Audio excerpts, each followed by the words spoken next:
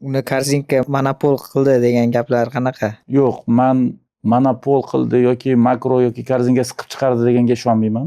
Bozorda hamma imkoniyatlar bor.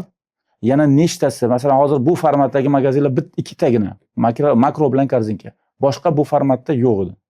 Masalan, Magnum shu formatda kirib keldi. Magnum masshtablashishga juda ham katta imkoniyati bor edi.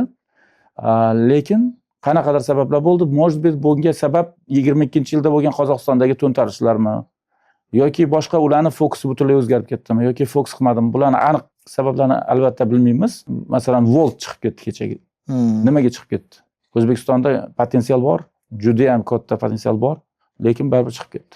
Bu chiqib ketgan kompaniyalarni o'zini qanaqadir pokazatellar bor va o'zlarini qanaqadir o'zini strategiyasi va o'zini maqsadlari bo'lgan va shu maqsadga shu vaqtda qo'yilgan sroklarda erisha olmaganini hisobidan chiqib ketadi. Ko'pincha asosiy sabab shu bo'lsa kerak. Biznesni tizimlashtirish va raqamli transformatsiya bo'yicha kimga yordam kerak bo'lsa, kanalimizga obuna bo'ling.